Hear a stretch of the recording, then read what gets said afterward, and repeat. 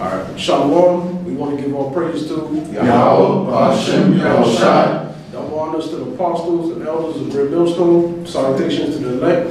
And Lord willing, this lesson will be edifying, all right? Going into salvation and being delivered from America. All right. So this is Wisdom of Solomon, chapter 5, verse 2.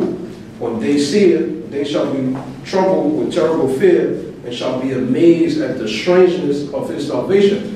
Because the elect of the nation of Israel, we're going to be delivered in so-called UFOs. That's what the so-called white man calls it. But according to the scriptures, that's the salvation of Israel, right? The so-called UFOs. And there's angels in there, so-called black men. And that's how the Lord, who the world ignorantly called Jesus Christ, which his true name is Yahushua, that's what he's coming back in.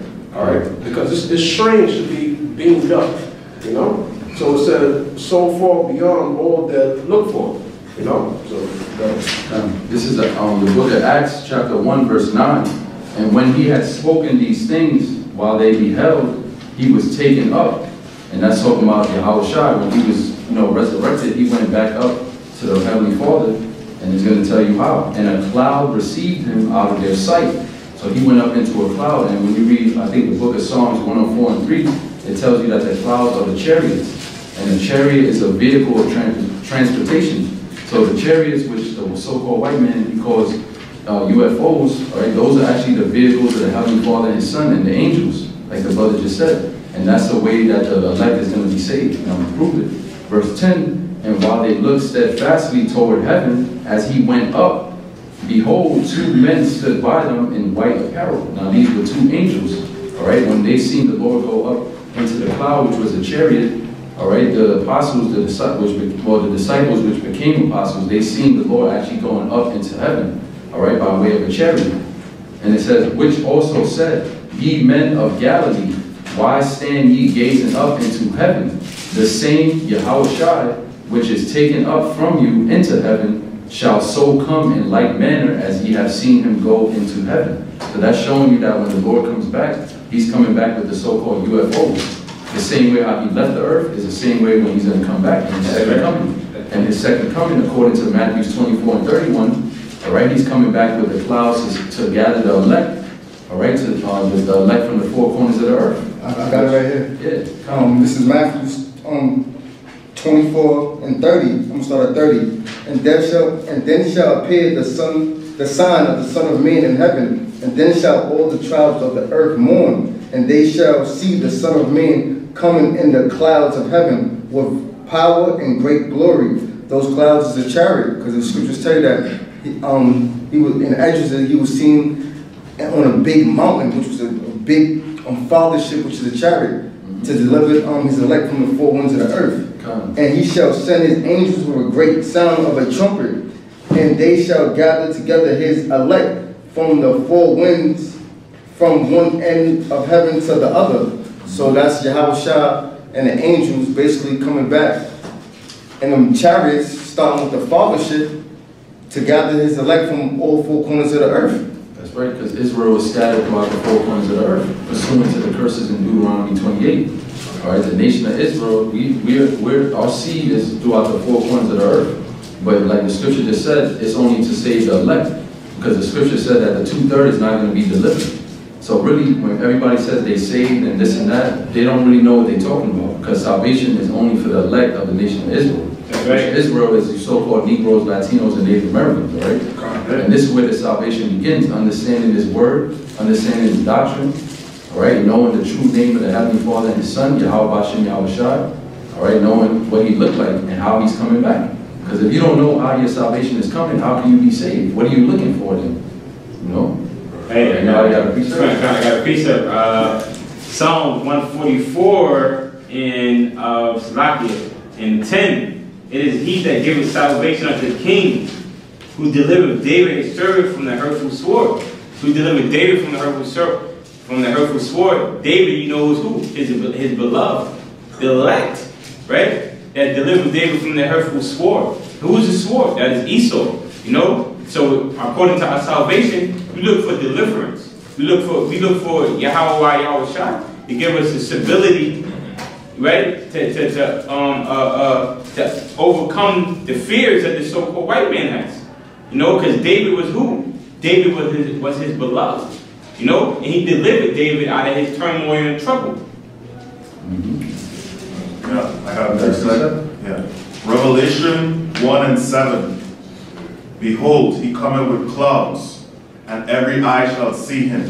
So, you know, when the Lord comes back, everyone is going to see him. You know what I'm saying? Few of us are going to be delivered, but everyone on the earth is definitely going to see the Lord. All right? And it said, and they also which pierced him, and all kindreds of the earth shall wail because of him. Even so, amen. So, all of the elect are going to see him. The majority of these people, you see it on the internet, people see quote-unquote UFOs. You know, their reaction is crazy. They're not going to understand. They're not going to understand what's going on. But we understand, like, you know, the Lord is coming back to get his elect, and he's coming back to destroy this place. That's right. That's why the scripture said in Wisdom of Solomon that the brother just brought out, the strangest of their salvation. Because to the rest of the world, it's going to be a strange thing. But to the elect, we know exactly how we're going to be delivered. You know, Lord willing, we those men. So I got a quick precept, real quick, and then another brother just go up. This is on Revelation 11:12. And they heard a great voice from heaven saying unto them, come up hither. And they ascended up to heaven in a cloud, and their enemies beheld them. That's right. All right, so the elect, that's who the angel was speaking to, the elect. All right, saying, come up hither into a cloud, which is a chariot. And that links up with Isaiah 26:20. All right, because you got that? Yeah, read that. This is Isaiah chapter 26, verse 20. It says, come, my people, enter thou into thy chambers. Right, like it just said, come up hither, right? Come into thy chambers. Go ahead. And it says, and shut thy doors about thee. Hide thyself as it were for a little moment until the indignation be overpassed. Right. You know what I mean? So when at the destruction of America, you know what I'm saying, the elect is gonna be beamed up. Cause this place is gonna be on fire, man. It's gonna be a lake of fire, as it says in Revelation, man. How else you gonna get the fuck out of here? You can't hide. That's right. You know what I'm saying? So the only way you're gonna get out of here is through the chariots, man. And Lord willing be a part of that number to get on that chariot, man. That's right. That's right. Hey, I got a quick scripture, you know, just to go into what he's talking about. This is Psalm 146:5. Happy is he that have the power of Jacob. Happy is he who have the power of Jacob. The power of Jacob is who? Yahweh Shai. Yahweh Bahashem Yahweh Shai. You know, as you know, Jacob, which goes back to Israel, to mean Yahweh. If I'm not, you know, Israel is Yasha.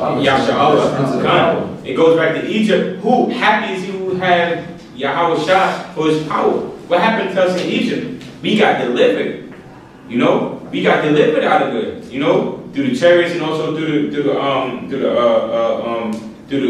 oceans opening up and cracking down on these damn Egyptians, which is really these so-called Edomites today. You know? Well, they the modern day Egypt, though. That's what they're trying to say. Yeah, America is spiritual Egypt. So once again, like you had in the past, you had the children of Israel in ancient Egypt. Today you have modern day Egypt, which is so-called America. It's known as spiritual Egypt in the Bible. The same way how we got delivered back then, the Lord is going to deliver us again here today. But this way, this deliverance is going to be something totally different. It's going to be a whole nother thing. You know, because back then we just walked through the sea, which that was an amazing act that Yahweh Shai did. But today is going to be something strange, like the scripture says, man. It's going to be something totally out of this world, man. Okay, hey, let me keep going. Happy is he that have the power of Psalms 146:5. Happy is he that have the power of Jacob for his help, whose hope is in Yahweh, Bahashem Yahweh Shai, his power, who have made the heavens and the earth, the sea, and all therein, which keepeth truth forever. And what is the truth? That Israel is what? Is his chosen people of the earth. It's his chosen people of the foundation of the earth. And salvation is only for what? The Jews. Well, it goes back to Israel. You know? It says, happy is he that has that power of Jacob. And the power of Jacob is who? Yahweh Bahashem Yahweh Shai. You know? The creator of all. That created the wicked. That created the righteous. That created everything that you see on this planet Earth. You know? That's our power. You know? And I'm going to keep going. Verse 7. Psalm 146 and 7, which executed judgment for the oppressed. Who is the oppressed? Who needs salvation? Yeah. Who needs salvation? Who needs salvation in all means, right? Israelites, right? It was all the 12 tribes of Israel. The Negroes, the West Indians, the Latins, and the Native Americans. We're being oppressed through the whole four corners of the earth, man. You know? And just like the scripture said, it's for the elect. Because Yahushua, when he comes, he's only gathering his elect. Because the 2/3 of the nation of Israel, they don't really need salvation, you know? They living up their constellation right now.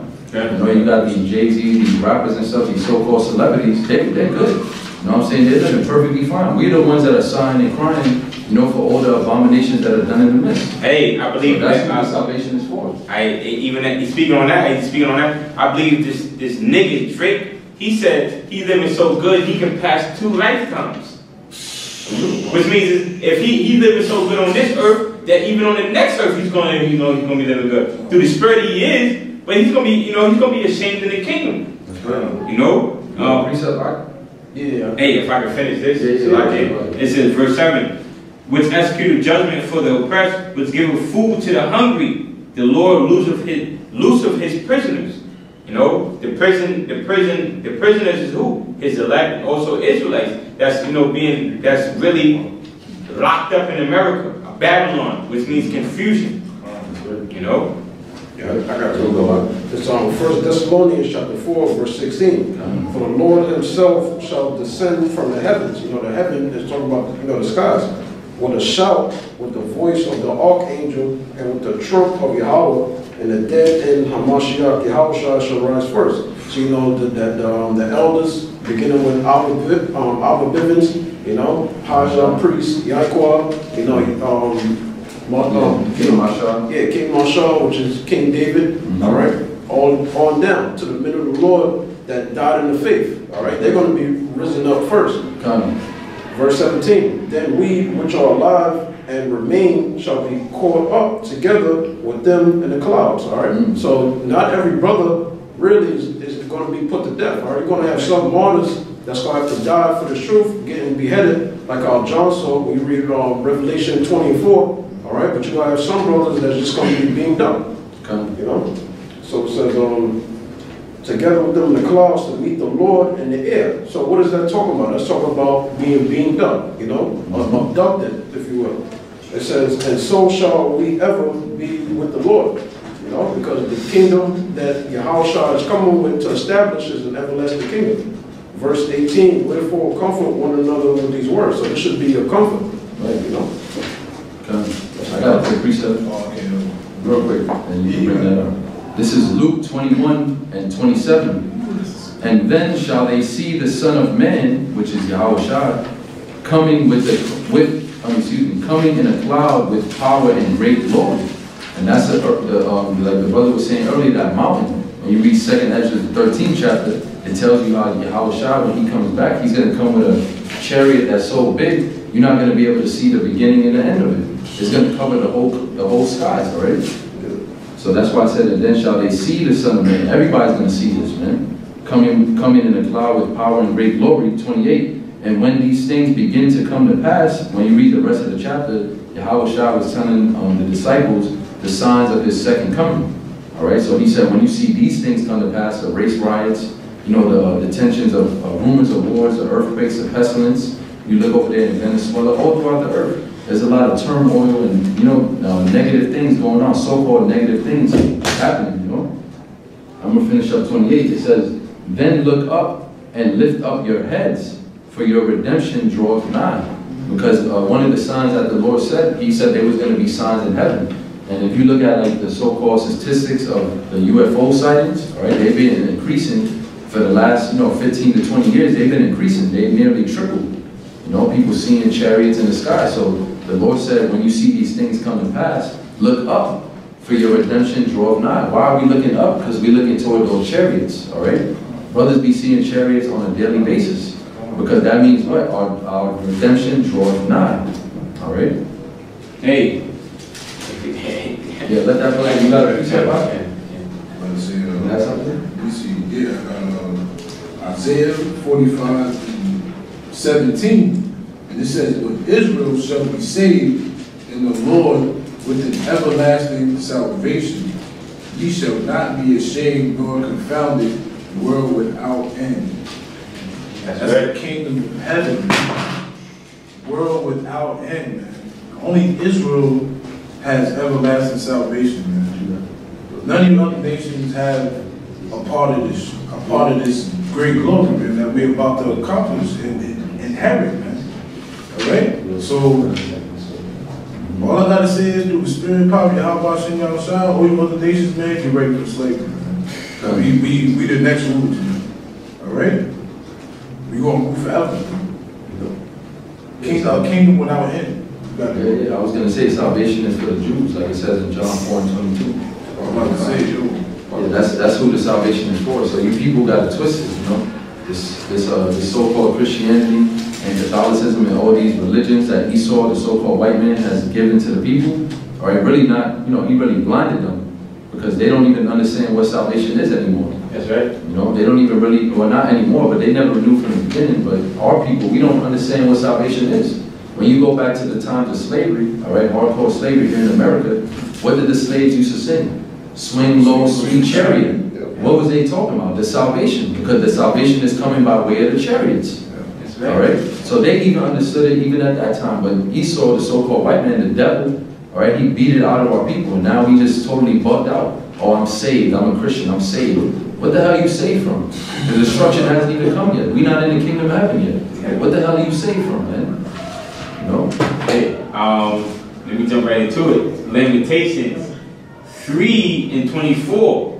I'm gonna read it verbatim. You know, I'm gonna emphasize on it.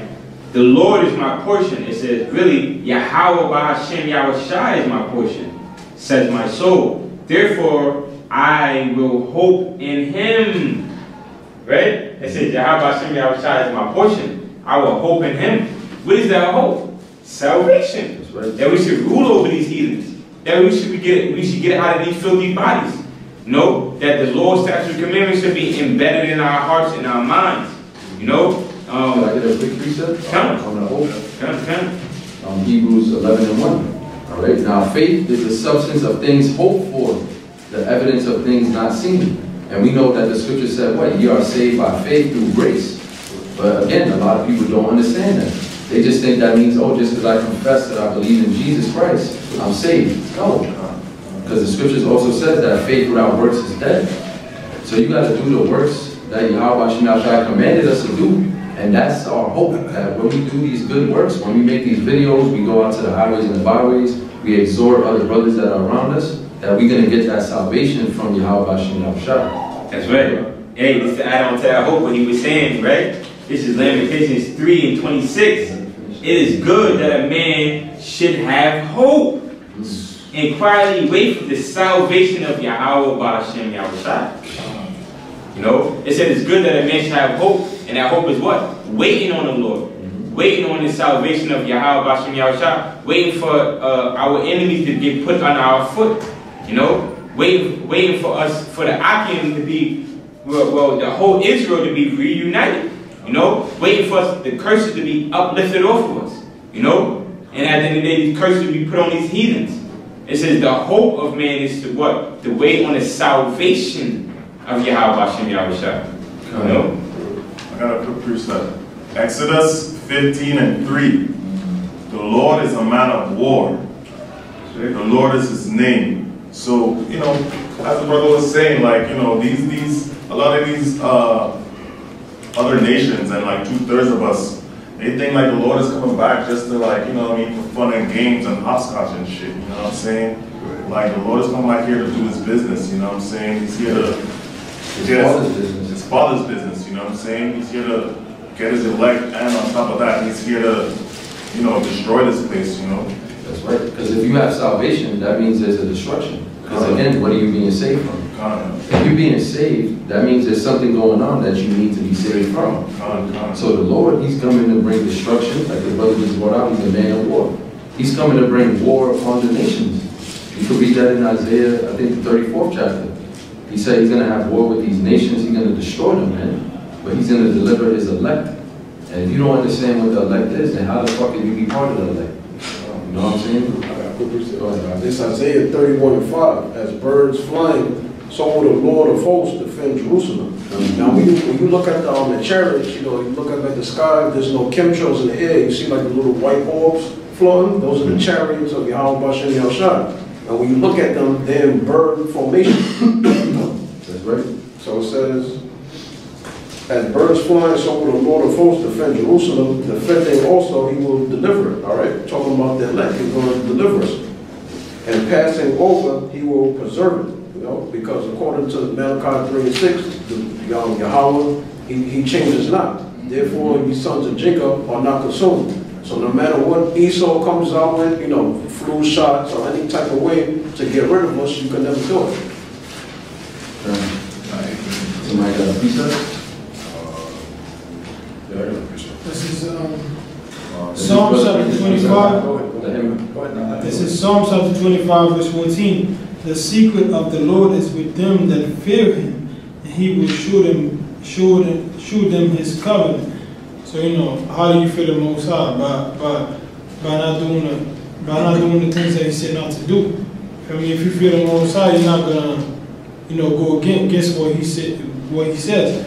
You know, so the Lord said, you know, the spirit of the Lord is with them that fear him, and he will show them his covenant. But what is covenant? The scripture say on Jeremiah, I believe the 31st chapter, and Hebrews the 8th chapter, that the Most High is gonna put the laws into our mind. So what? How do you basically become a son of the Most High? You basically do the things that he says to do, and what? He's gonna put the laws into your mind. Because Paul said that the beloved, not are we the sons of the Most High. You know, not how that there's not a period that where we shall be, but we know that when we shall appear, we shall be like him, and we shall see him how basically how he is. Yeah, First John. So basically that's in John. So when you follow the Most High, you do the things that he says to do. You know, he's gonna show you his covenant, which is what the Lord statutes and commandments into your mind. You know what I mean? So hey, first you gotta be an Israelite too. You know? So but as an elect out of the Israelites, you know.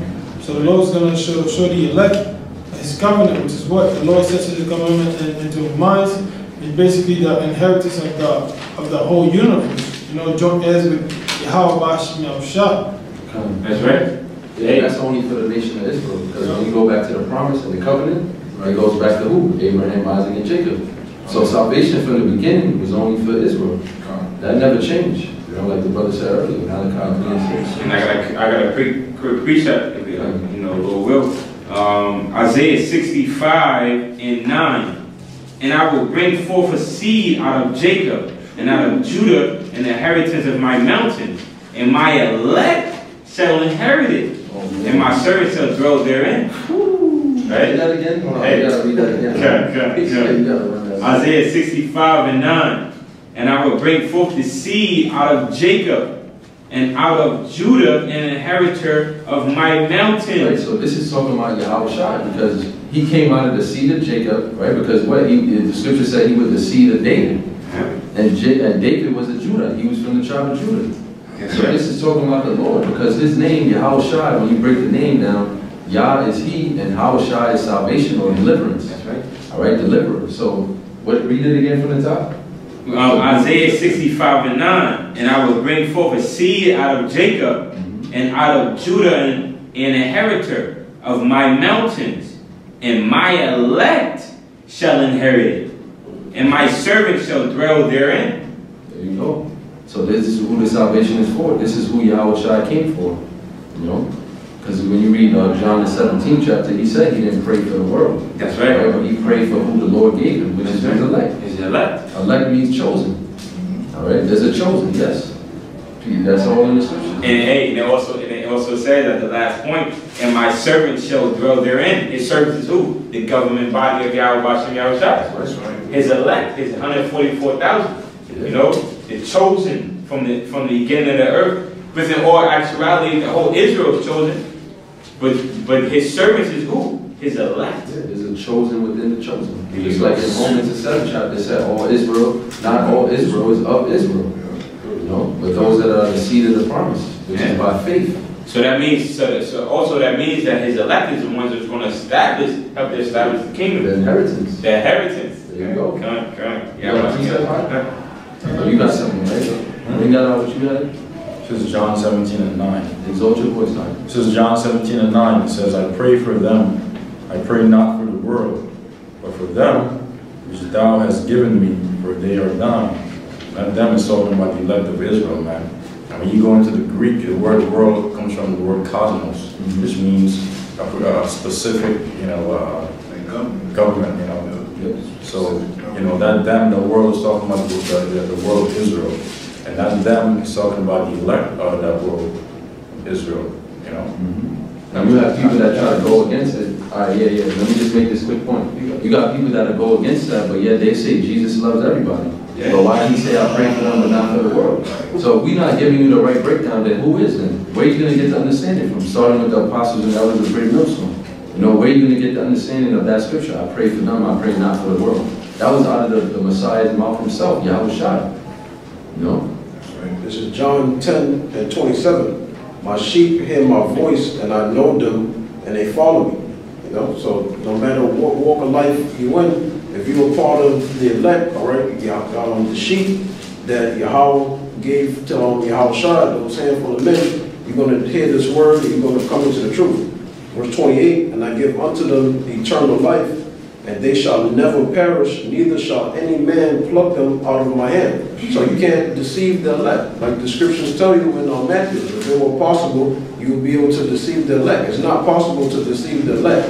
So if a man falls out of the truth, he becomes a reprobate, he becomes a scoffer, all right? He wasn't a sheep, Right. Can I make a quick point too? That's right, of course. What's the opposite of perishing? Salvation. What's the opposite of death? Life. So it said they shall never perish. That's the salvation right there. You know what I'm saying? My sheep hear my voice. That's right. Well, verse 29, that verse. My Father, which gave them me, is greater than all, and no man is able to pluck them out of my Father's hand. To go with the precept that the brother on Cornwall brought up, the John 17:9. So that's it. I got the precept. We close it out with this, but I'm running short on time. This is on Matthew 24:13. But he that shall endure unto the end, the same shall be saved. So again, once again, people saying they already saved, they already got salvation. That's not according to the Bible. Because Yahushua himself just said, he that shall endure to the end, the same shall be saved. And we know that according to Isaiah 33:6, wisdom and knowledge shall be the stability of thy time and the strength of salvation. So meaning only the elect is going to obtain to these words, like the brother just read, my sheep hear my voice, all right? And they will never perish. But for the rest of the people, when you say my sheep, that's possessive, my sheep. That's not everybody. What's going to happen to the rest of the people? They're going to perish. You know what I'm saying? He that endured to the end, the same shall be saved. Finish it up. Isaiah 65:19. No, Salakia. Isaiah 65:18. It says, but be ye glad and rejoice forever in that which I create. For behold, I create Jerusalem a rejoicing and her people in joy. Verse 19. And I will rejoice in Jerusalem and joy in my people, and the voice of weeping shall be no more heard in her, nor the voice of crying. Okay? It says, it says, and joy in my people, and the voice of weeping shall be no more heard in her. That's what it talks about Rachel and her weeping for her children. Basically, what's that basically speaking about? Salvation. Us being in the kingdom. We're not going to cry anymore. We're not going to wipe our tears anymore. We're not going to wonder how we're going to pay for our light bill. We're not going to have to pay we're not going to have to pay money to drink water. Right? It says there should be no more weeping. That's going to be in the truth. That's why his men is waiting on Yahushua to get us out of this this destruction. That's right. You gotta Yeah, the back Last of the precept, Yeah, this is all all done with that. Revelation 21:4. And Yahweh shall wipe away all tears from their eyes, and there shall be no more death, which means we're going to live forever, everlasting life. Because you got guys that think we're only going to live for 1,000 years. No, we're going to live forever because the wages of sin is death. So we're not going to sin no more because the laws is going to be put in our inward parts. So it says, neither sorrow nor crying. You know, we're not going to cry no more, you know, because we're going to have everything we want. Neither shall there be any more pain. For the former things are passed away, you know, the things being in the flesh. You know, so we got looking forward to happiness when you're out shopping at. Yeah, plus that, quick. Let's see if you got some. All right, let's see. Book of Sirach, chapter 17, verse 10. This is super quick, man. And the elect shall praise his holy name. Okay? So we, all the tell that we catch, man, at the end of this, man, we're going to praise Yahweh Shem Yahushua forever and always, man. That's right. You know what I'm saying? Yeah, that's true salvation. That's true Yeah, salvation. that's true salvation. Waking up singing upon our beds, man, through a sword, just praising his name. That's right. You know what I'm saying? All day, every day, man. It's gonna be beautiful. I got one real quick now. Yeah, Psalm 149 and 5 and 4. For the Lord take pleasure in his people, and he will beautify the meek with salvation. The meek is the Israelites. At the end of the day, all Israel shall be saved, starting with the elect. That's right. That's it. So with that, we're going to give all praise to Yahweh, Hashem, Yahushua. Double honors to the apostles and elders of Great Millstone. Hopefully this was edifying. Shalom. Shalom.